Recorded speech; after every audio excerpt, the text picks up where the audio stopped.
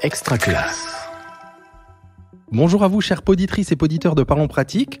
Pour ce dernier épisode de l'année 2023, avec Hélène et toutes les équipes d'Extra Classe, on ne peut que commencer par vous remercier toutes et tous de nous écouter chaque mois. Merci. Oui, merci à toutes et tous de l'intérêt que vous portez à Parlons Pratique.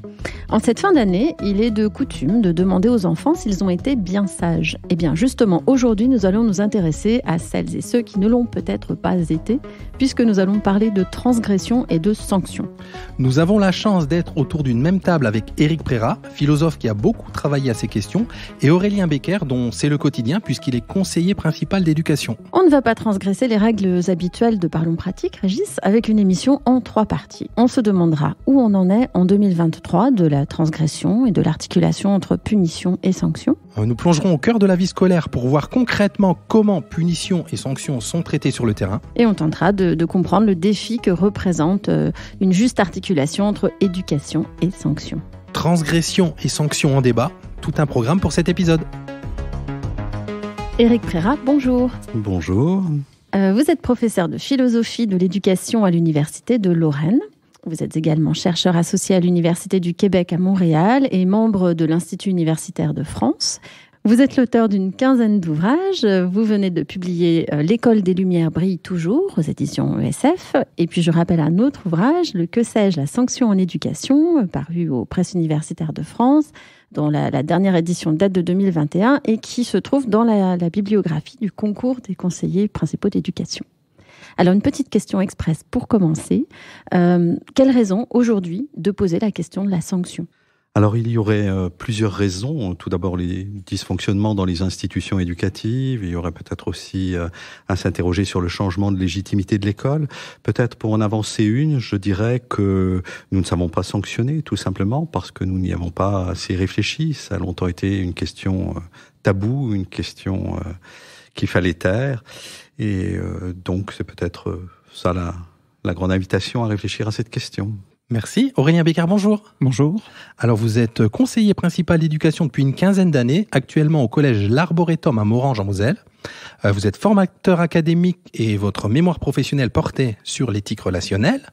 Enfin, vous êtes conseiller ingénierie de formation à l'EAFC, l'école académique de formation continue de l'Académie de Nancy-Metz. C'est bien ça ? C'est bien ça. Alors, question express pour vous aussi. Quelle est la dernière sanction en date que vous avez eu à traiter dans votre établissement ? Alors en fait, il s'agissait d'une punition. Donc hier matin, une élève qui a manqué les cours et qui est revenue durant la matinée, j'ai posé quelques heures de retenue et on en parlera très certainement au cours de l'émission, mais au niveau de l'école, il y a une distinction entre punition et sanction. Et donc voilà, moi je n'ai pas posé de sanction, mais bien une punition. Une transition donc toute trouvée vers la première partie de cette émission, puisqu'on va se poser la question un peu d'une définition de punition et de sanction. Mais avant cela, il faut déjà parler de la transgression. Et Aurélien Becker, est-ce que la transgression, ça ne serait pas un petit peu le quotidien de vos équipes de vie scolaire et finalement quelque chose d'inhérent à l'école ? Alors, je dirais que la transgression, c'est nécessaire en fait. C'est nécessaire parce que un adolescent doit pouvoir se construire en repoussant les limites, déjà pour vis-à-vis de soi-même, voir jusqu'où il est capable d'aller. Et donc forcément, quand il y a un cadre, quand il y a des règles, c'est tentant et il y a ce besoin du coup de les transgresser. Donc c'est notre quotidien, certes. Après, la grande majorité des élèves ne transgressent pas forcément tous les jours l'ensemble, mais voilà, pour moi c'est nécessaire. Éric Prérat, si la transgression est nécessaire, on aimerait vous demander si une école sans sanction, c'est possible ? Alors, il y a une seule expérience qui existe, où il n'y avait aucune règle, aucune contrainte, aucune sanction. C'est l'expérience des maîtres camarades de Hambourg, 1920-1930, et où on pensait effectivement que la liberté, entendue de manière très naïve comme absence de contrainte, pouvait permettre l'émergence des trésors cachés de l'enfance. Cette expérience, qui a duré plus de 10 ans, s'est terminée par un véritable désastre. Et donc, il faut le dire, et je cite Seidler, là, qui est un des inspirateurs de ce projet, qui nous dit que partout où on se laissa guider par une confiance sans borne dans le tact des enfants, dans leur volonté, dans leur persévérance, dans la sûreté de leur instinct, dans la tolérance des individus à former une communauté, on vit se former des bandes d'indisciplinés. Et parfois, je voudrais rajouter ce point-là, on évoque, pour critiquer l'idée de sanction, d'autres expériences pédagogiques, et on nous dit que ces expériences pédagogiques n'auraient jamais eu recours à la sanction. Et on évoque notamment l'école de Yasnaya Poliana de Tolstoï, la Casa dei Bambini de Madame Montessori, et puis Libre enfant de Summerhill de Alexander Neil. Or, il est tout à fait faux de dire que c'était des écoles où il n'y avait pas de sanctions. Il y avait des sanctions chez Tolstoï, des privations, des mises à l'écart, et d'ailleurs Tolstoï lui-même dit qu'il s'inspire de Rousseau, et Rousseau, dans Émile, livre 2, a recours à la question de la sanction. Il y avait aussi des sanctions chez Maria Montessori, à la Casa dei Bambini. Elle parle même dans Pédagogie enfantine, son ouvrage de punition. Il y a les procédures d'isolement. Et il y avait même des exclusions définitives d'école si les enfants étaient sales. Vous voyez, quelqu'un dirait ça aujourd'hui, ça choquerait profondément. Et il y en avait également à Summerhill. Il y avait des corvées, il y avait des privations, il y avait des mises à l'écart. Et c'était même des sanctions qui étaient prononcées par d'autres enfants. Donc l'intérêt de ces écoles-là, c'est de nous avoir permis de sortir de la punition et de réfléchir à autre chose que la punition, à la question de la sanction. Alors justement, Éric Prérat, qu'est-ce qu'une sanction ? Quelle est la définition que vous en donneriez et peut-être la distinction que vous faites avec la punition ? Voilà, alors là, il y aurait un débat avec Aurélien, effectivement, parce que on va la voir. Au niveau des secondaires, il y a encore ce terme de punition et de sanction. Moi, ce que je dirais, c'est qu'effectivement, une punition est là pour faire mal, pour soumettre, pour mettre au pas, et d'une certaine manière, en sortant de ce débat, on a avancé le terme de sanction. Alors, je voudrais te donner quelques exemples pour que ça parle un petit peu. Je ne t'adresserai plus la parole car tu n'as pas arrêté cet après-midi de dire des choses désagréables. C'est une sanction. Il faut arrêter de penser la sanction comme une peine qui est là pour faire mal. Tu as sali ce mur, tu vas le réparer. C'est une sanction. J'arrête de t'aider car de ton côté, tu n'as pas fait ce que tu dois faire. Tu ne respectes pas le contrat. C'est une sanction. Tu n'arrêtes pas d'embêter le petit Paul. Maintenant, tu vas lui montrer ce que c'est que d'être grand et tu vas l'aider à faire ses devoirs jusqu'à la fin de la semaine. C'est une sanction. Donc, je définirai la sanction en disant qu'elle vise trois choses. Elle vise à réaffirmer une règle qui a été abîmée, qui a été transgressée. Elle vise à responsabiliser un jeune qui est en train de grandir en lui imputant les conséquences de son acte. Et elle vise aussi à lui signifier une limite. Non, Paul, ça, c'est pas possible aujourd'hui. Donc, si vous voulez, la distinction que l'on peut faire entre une punition et une sanction, c'est que la punition, elle est là pour faire mal, pour soumettre, pour humilier, pour mettre au pas. Et elle a souvent pris une forme expiatrice, infliger un mal. Une sanction, elle n'est pas là pour faire mal, elle est là pour faire sens. Elle est là pour faire comprendre un comportement et le réorienter. Voilà, nous ne sommes plus dans le débat punir ou ne pas punir. Nous sommes dans le débat qu'est-ce qu'une sanction éducative aujourd'hui. Aurélien Becker, la définition ou les définitions réglementaires, j'ai envie de dire, de sanctions et punitions en établissement, elles sont différentes de ça. Alors effectivement, on utilise nous encore les deux termes, donc punition et sanction. Je rejoins Monsieur Prérat, effectivement que ce soit, enfin nous en tout cas, que ce soit punition ou sanction, il faut qu'il y ait une dimension éducative. Et c'est naturellement tout l'intérêt de ça. Par contre, on utilise encore le terme punition parce que voilà, les adultes d'un établissement scolaire ont la possibilité de mettre une punition. Ça peut être une heure de retenue, une observation dans le carnet de correspondance, un travail supplémentaire. Par contre, la sanction est réservée au chef d'établissement. Donc, soit le chef d'établissement peut poser une sanction disciplinaire qui peut aller d'un avertissement, donc un document mis dans le dossier scolaire de l'élève, mais ça peut aller jusqu'à l'exclusion temporaire de quelques jours. Eric, allez-y, vous lire. Je crois que ce qu'il aurait été justement bien que le ministère fasse pour être un peu en accord avec ce que dit la philosophie de l'éducation, c'est d'abandonner le terme de punition et parler de sanctions scolaires et de sanctions disciplinaires.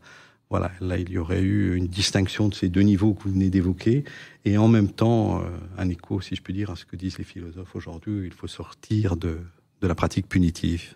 Et Aurélien, d'ailleurs, vous nous disiez que ça crée parfois des petites incompréhensions quand vous vous adressez à un public qui n'est pas celui forcément de l'éducation nationale, mais qui peut être d'autres milieux et qui ne comprend pas nécessairement le terme de punition.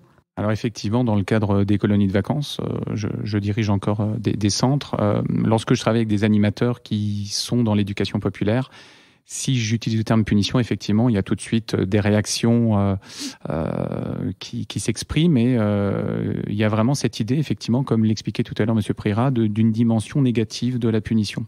Donc il faut faire attention effectivement aux termes, mais dans le cadre de l'éducation nationale, on est bien, là ce sont les textes en fait, on doit effectivement parler de punition et de la distinguer des sanctions prises par le chef d'établissement.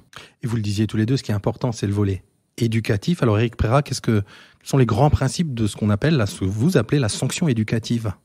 Alors il y a 3 principes qui sont des principes constitutifs qui, à mon avis, donnent corps à l'idée de sanction éducative. Alors l'idée de principe constitutif, c'est chez un grand penseur qui s'appelle John Rawls, un grand philosophe américain qui distingue des principes régulateurs et des principes constitutifs. Alors il dit des principes sont régulateurs quand la pratique sociale est déjà là et que les principes arrivent pour la réguler, pour l'harmoniser. Exemple, le code de la route, on roule, on a des bagnoles et à un moment on se dit donnons-nous des règles parce que ça devient insupportable. Donc il appelle ça des principes qui sont régulateurs. Ils viennent réguler la pratique sociale. Et il y a des principes qui constituent la pratique sociale. Exemple, les règles du jeu d'échecs. On joue pas aux échecs, puis après on se donne des règles. C'est en inventant les règles du jeu d'échecs qu'on invente ce jeu-là. Donc ce sont des principes constitutifs. Et les 3 principes que je vais énoncer maintenant sont constitutifs. Ils constituent la sanction comme une pratique éducative. Le premier principe, c'est qu'elle doit s'adresser à un sujet. Et c'est pas une proposition abstraite, c'est pas une proposition floue. Dire qu'une sanction s'adresse à un sujet, ça veut dire une chose à faire et une chose à ne pas faire. La chose à ne pas faire, c'est qu'il faut renoncer au spectacle, à la mise en scène, à l'édification. Il n'y a pas de sanction exemplaire. Il n'y a que des punisseurs, des sanctionneurs exemplaires. Donc, il faut renoncer à la mise en scène. Ce qui ne veut pas dire, n'ayons pas une paire de lunettes trop grosse, renoncer à la solennité. La solennité a toute sa place dans les pratiques de sanction.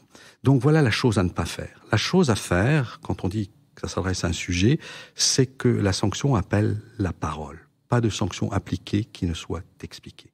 La sanction doit être comprise, ou tendre à être comprise. Après tout, je n'en sais rien si elle va être comprise. Mais là encore, n'ayons pas une paire de lunettes trop grosses, j'ai pas dit admise.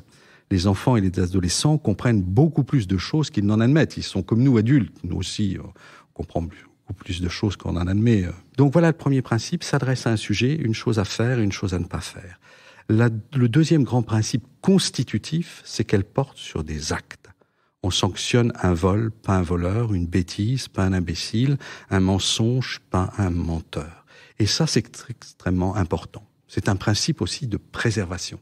On préserve le puni en portant la sanction strictement sur les actes et non sur sa personne. Donc voilà le second grand principe.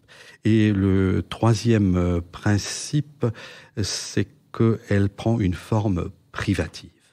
Elle peut priver momentanément d'un droit, d'une opportunité, d'une possibilité, d'une chance, d'une joie. Voilà ces 3 critères qui constituent la sanction comme une pratique éducative. Donc ce qui nous amène assez naturellement à la seconde partie d'émission, au cœur de la vie scolaire, on va justement questionner cette articulation avec le terrain. Et j'imagine, Aurélien, que les propos de M. Prira résonnent avec votre quotidien ? Tout à fait. Donc c'est vraiment ces grands principes sur lesquels repose l'accompagnement qu'on fait auprès des élèves. Et notamment, moi, je verbalise beaucoup, en fait, et j'explique bien lorsque je reçois l'élève qui vient de commettre un acte répréhensible, que c'est ce qu'il a fait qui n'est pas normal. Lui, c'est quelqu'un de bien, et j'en suis persuadé. Et le fait de verbaliser, de dire ça, ça permet à l'élève, en fait, de pouvoir continuer à grandir, de pouvoir continuer à se construire, de ne pas rester enfermé dans la faute qu'il a pu commettre. Donc, c'est important de les accompagner et d'expliquer aussi qu'on a droit à l'erreur, on a le droit de se planter, c'est comme ça qu'on grandit.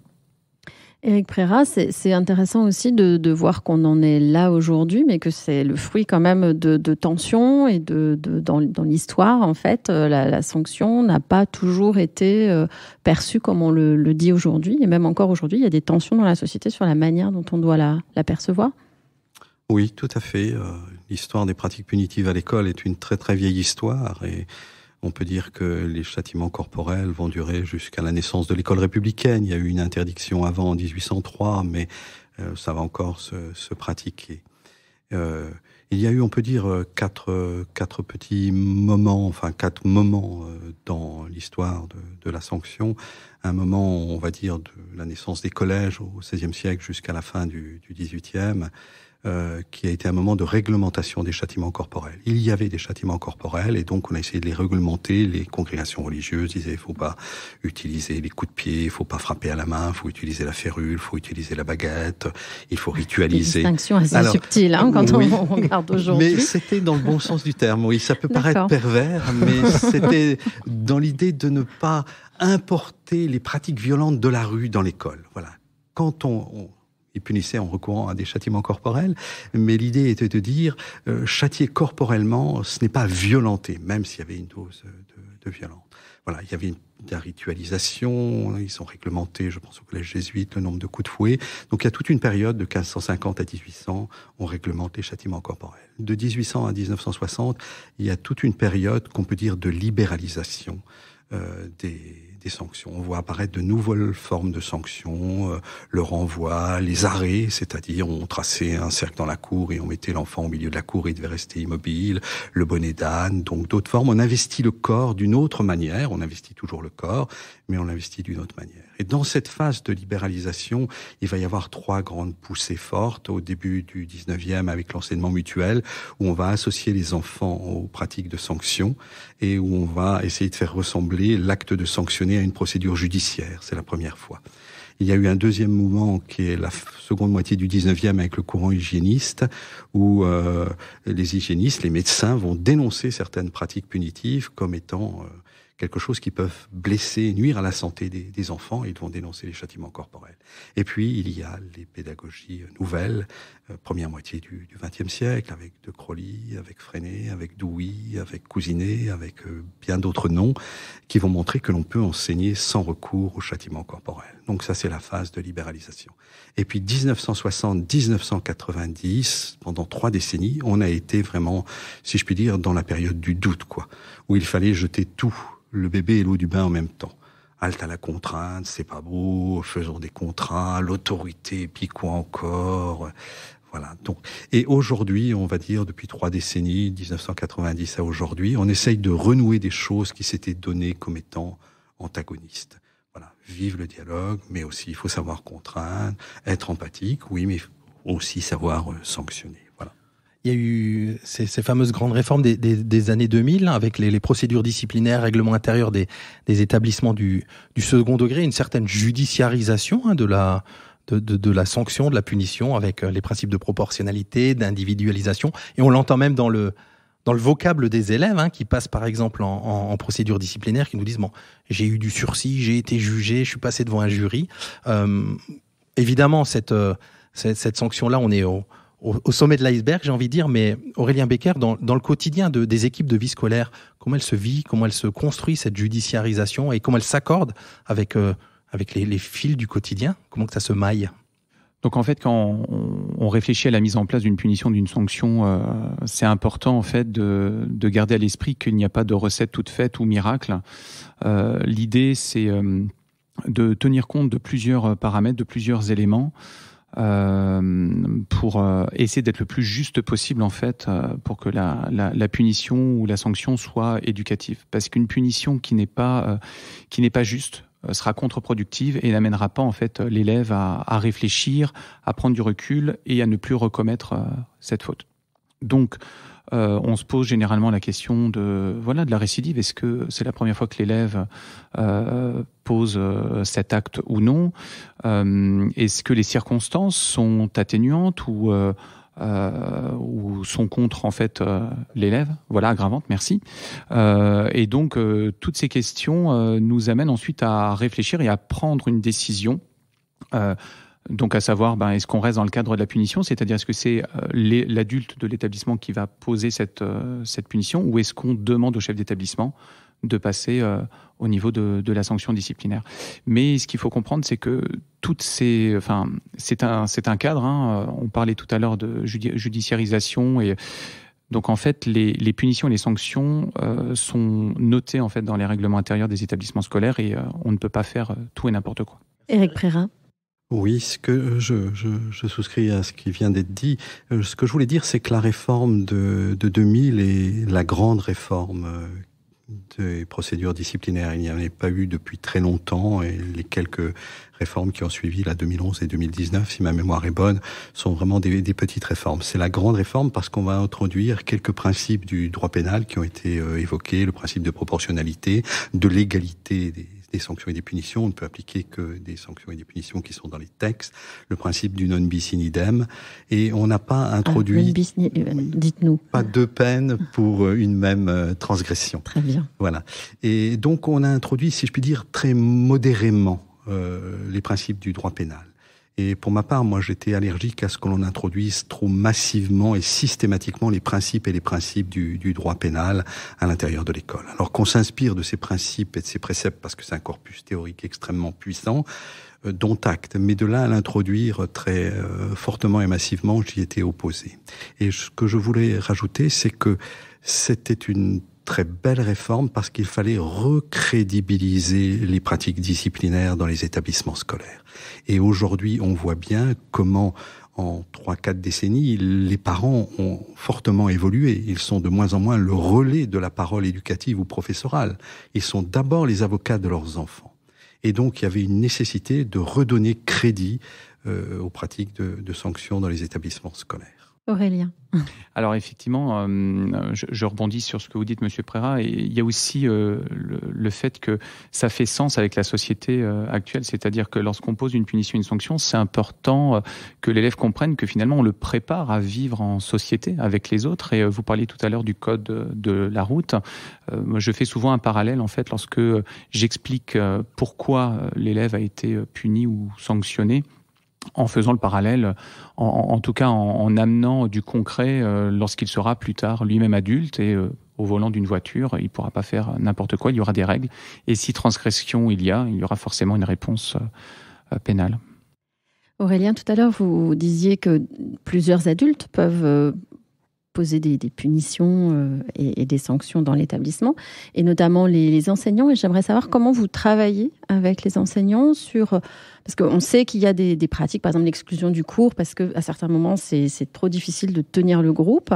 Et comment est-ce que vous travaillez avec les enseignants, justement, pour expliquer, travailler sur une gradation aussi, peut-être ? Donc j'ai réalisé en fait une pyramide qui permet de donner l'ensemble des punitions et des sanctions qui existent au sein de l'établissement, en faisant bien la distinction sur ce que eux peuvent mettre en place et ce qui est dévolu au chef d'établissement. Mais naturellement, la diffusion d'un document n'est pas suffisant. Donc on a des temps de concertation. Je reste à disposition de l'équipe pour pouvoir échanger et donner des conseils. Et l'habitude a été prise effectivement de pouvoir conseiller, échanger, accompagner et essayer de pallier effectivement à certaines pratiques. L'exclusion de cours, c'est effectivement une des difficultés qu'on peut rencontrer. Et pour éviter en fait que l'élève ne soit exclu et ne puisse pas retourner en cours, ce que je fais habituellement avec les collègues, c'est qu'ils m'envoient l'élève 5-10 minutes, leur permettant, eux, de leur côté, de reprendre la classe en main, de recadrer, d'avancer, en fait. Et moi, ça me permet de prendre un temps, du coup, d'échange avec l'élève, de remettre en place le cadre, de lui expliquer ce qu'il risque s'il continue, donc en termes de punition-sanction, parce que cette pyramide, je la montre également aux élèves et aux familles, c'est quelque chose qui est diffusé, qui est connu. Et ensuite, lorsque l'élève revient en classe, effectivement, il répare, il s'excuse et il reprend sa place. Et donc, du coup, on l'accompagne à ce qu'il puisse reprendre sa place, être de nouveau acteur de sa scolarité. Et ça, c'est important, plutôt que de rester... et qu'il y a un sentiment de rejet, en fait, parce que la difficulté de l'exclusion, c'est bien à un moment, mais ça doit pas... Enfin, ça doit avoir une fin, il doit y avoir un retour de l'élève en classe. Il y a aussi la question de la coéducation. On sait que la société, les lois, l'ordre est de plus en plus remise en question, et notamment aussi à l'école. On n'a qu'à ouvrir les informations pour l'entendre tous les jours. Comment vous travaillez ça avec les parents pour faire comprendre et accepter les punitions et sanctions ? Alors, en début de carrière, effectivement, j'avais remarqué que lorsqu'on punissait un élève, notamment pour des faits de violence, les parents pouvaient très rapidement réagir, contester, et la difficulté, c'est quand le parent conteste, l'autorité peut se désagréger, en fait. Donc, on a pallié par rapport à l'exemple que je vous donne sur 2 choses. On a déjà formé les élèves à utiliser, à pouvoir se défendre en fait, parce que ce qu'on avait compris, c'est que les parents craignaient entre guillemets que leur enfant se fasse écraser, voilà. Donc on a formé les élèves sur une technique de défense pacifique, c'est-à-dire donc sans utilisation de violence, donc avec différentes étapes. Le fait de dire par exemple stop, arrête, de montrer en fait la personne en face que elle ne souhaite pas subir cette violence, et ensuite prévenir que si jamais ça se reproduit, un adulte sera informé.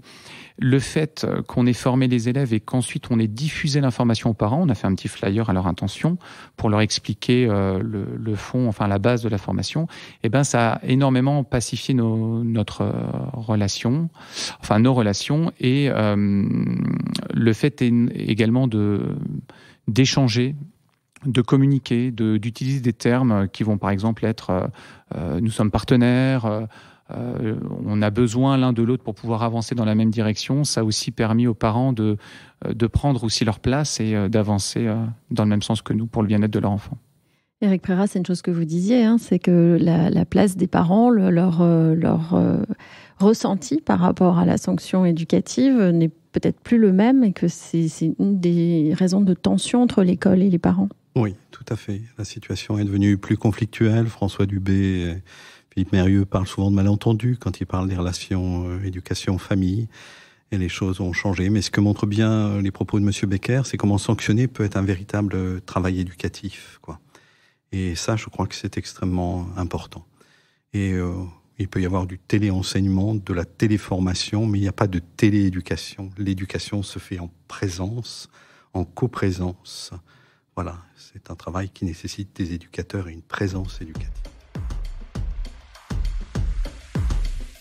Vous nous avez donné justement donc des éléments qui vont nous amener à la 3e partie, au-delà de la sanction, le climat scolaire en question.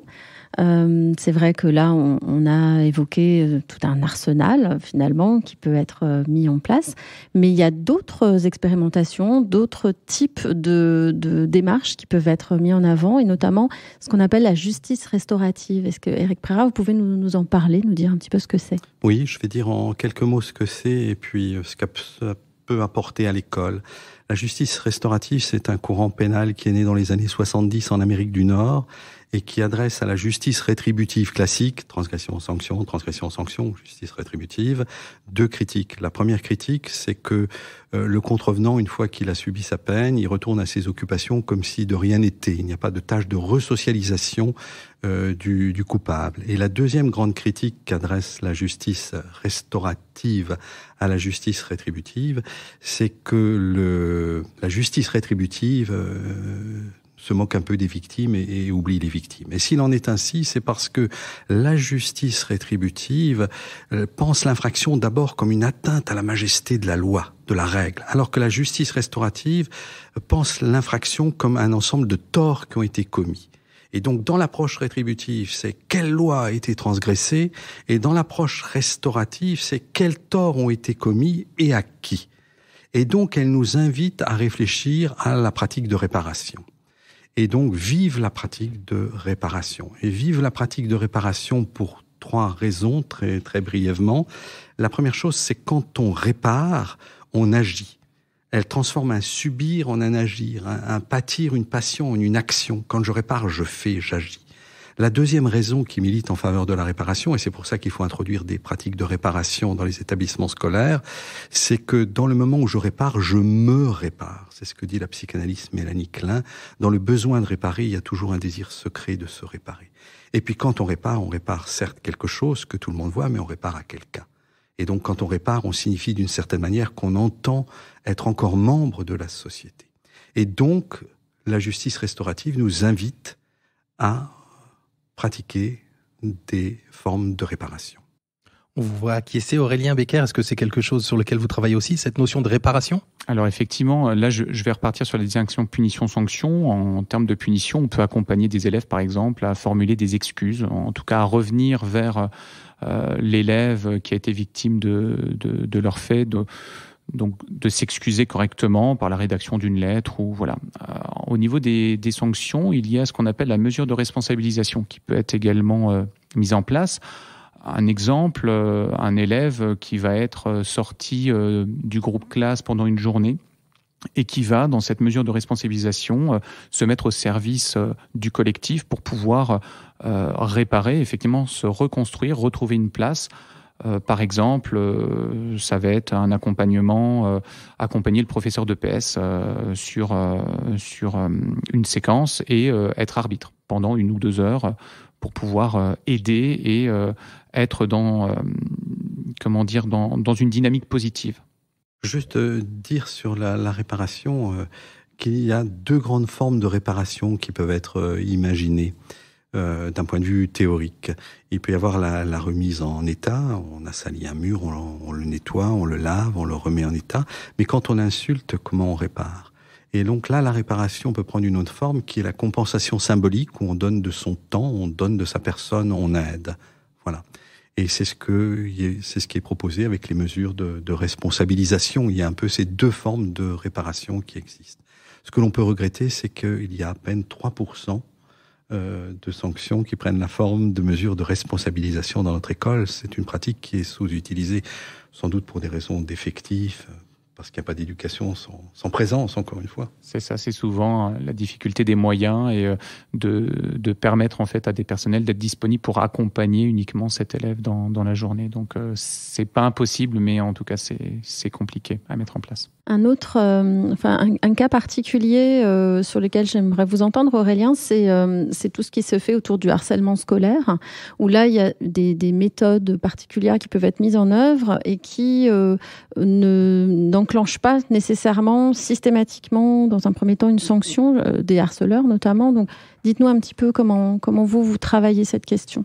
Donc en fait, l'idée dans un premier temps, lorsqu'on se rend compte qu'un phénomène d'harcèlement est en train de se produire, c'est d'intervenir très rapidement pour éviter effectivement d'aller jusqu'à la sanction disciplinaire. Pourquoi ? Parce que il y a effectivement l'élève harcelé qu'il faut protéger, qu'il faut accompagner, qu'il puisse se sentir à nouveau bien, mais il y a également la question des témoins et des auteurs de ces phénomènes d'harcèlement qui sont aussi en construction, qui sont adolescents et qu'on ne peut pas ostraciser et mettre de côté. Donc l'idée de cette méthode, donc la méthode de préoccupation partagée qui a été qui vient de la méthode Picasse en fait et qui a été élaborée par Jean-Pierre Bellon, c'est de mettre en empathie en fait, de développer l'empathie des auteurs de faits d'harcèlement et des témoins qui sont souvent un poids pour l'élève victime de faits.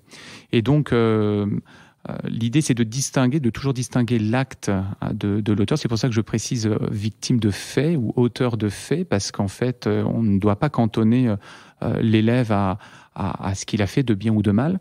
Et le fait de distinguer la faute de la personne permet aussi un meilleur accompagnement et à l'élève de pouvoir réparer plus facilement, plus rapidement. Mais cette méthode, elle a ses limites. C'est-à-dire que effectivement, parfois, le phénomène d'harcèlement est allé trop loin et l'élève victime de faits d'harcèlement a besoin aussi effectivement de voir qu'il y a cette justice restaurative et que l'auteur soit sanctionné. Donc, c'est pas une méthode miraculeuse. Elle fait ses preuves, c'est-à-dire elle fonctionne quand c'est bien appliqué par les équipes, mais elle ne se suffit pas elle-même. Il faut aussi parfois passer par la sanction pour régler des problèmes d'harcèlement. Et on peut imaginer que ça ne concerne pas que le harcèlement, le fait d'arriver plus en amont, en fait. C'est ce que vous travaillez, vous aussi, dans l'établissement. Donc effectivement, faire développer l'empathie, être en amont, c'est-à-dire en fait tout ce qui est prévention, ça c'est quelque chose effectivement de très important. Je l'expliquais tout à l'heure par rapport à la formation qu'on dispense à l'ensemble des élèves de 6e. C'est en fait de les amener à comprendre en fait les différentes formes de violence, parce que si on ne comprend pas qu'un jeu brutal, le fait de donner une tape pour dire bonjour à son copain le matin, c'est de la violence et que c'est pas acceptable. C'est très important. Donc en fait, la prévention, c'est la base sur laquelle notre travail repose, parce que il y a l'important en fait que la règle soit comprise en fait par les élèves. C'est-à-dire que si on accueille nos élèves mais qui ne comprennent pas ce qui est autorisé de ce qui est interdit, on va se retrouver avec énormément de situations problématiques et on va pas s'en sortir. Donc, faire en sorte que les règles soient bien expliquées, bien comprises, qu'il y ait aussi un temps d'adaptation, notamment les élèves de 6e qui arrivent au collège, qui ont besoin aussi de comprendre les différents principes. Et donc, tout ce travail de prévention, a un intérêt. Et ça va jusqu'à expliciter aussi aux adultes, aux enseignants, que c'est un ado qui est en construction. Je sais que vous travaillez sur les neurosciences. C'est intéressant aussi d'entendre peut-être ce volet-là sur un court instant. C'est ça, c'est-à-dire qu'en fait, c'est important. Donc moi, je travaille un peu sur les neurosciences pour expliquer qu'un adolescent, en fait, lors de sa construction, est souvent submergé par ses émotions. Et en fait, au moment où il est sous le coup de l'émotion, la réflexion ne peut pas en fait entrer en jeu et faire en sorte qu'il maîtrise son comportement. Donc, quand un adolescent transgresse les règles et qu'il le transgresse 5, 6, 10, 20 fois, ça ne veut pas forcément dire qu'il ne nous respecte pas, mais c'est parfois qu'il n'est pas en capacité encore à maîtriser et à contrôler en fait ses pulsions, ses émotions. Et donc tout le travail en fait des adultes, c'est de les accompagner, prendre du recul, comprendre en fait notre public pour pouvoir mieux les accompagner et faire en sorte qu'ils puissent grandir dans les meilleures conditions. Je pense qu'on a dressé un panel suffisamment vaste pour donner envie en tout cas d'aller plus loin, de lire différents écrits. Et c'est le moment de l'inspiration des invités. Alors Éric Prérat, est-ce que vous avez préparé pour les poditrices et les poditeurs une inspiration que vous auriez envie de partager? Alors j'en ai fait plusieurs. J'aurais aimé dire avec Hegel qu'il est plus facile d'aimer les enfants que de les éduquer, comme il le dit, ou encore avec Kant quand il nous dit qu'éduquer c'est rendre libre, mais on ne peut pas libérer l'autre si on ne se sert pas de la contrainte. C'est tout le paradoxe, le sel et la tâche du travail éducatif. Mais finalement, j'ai retenu Howard Zehr. Howard Zehr, c'est le père de la justice restaurative. Et il dit ceci, qui est d'une grande probité intellectuelle, qu'il ne faut pas remplacer l'approche rétributive par l'approche restaurative, mais qu'il faut marier les deux. Et il reconnaît s'être trompé longuement. Voilà ce qu'il dit. Dans mes écrits, je traçais une frontière nette entre justice pénale à caractère rétributif et une approche restaurative de la justice. Ces derniers temps, j'en suis venu à penser que cette polarisation peut s'avérer trompeuse. Donc il nous invite à marier les pratiques de sanction et les pratiques de réparation et à ne pas remplacer l'un par l'autre. Merci. Aurélien, une inspiration ?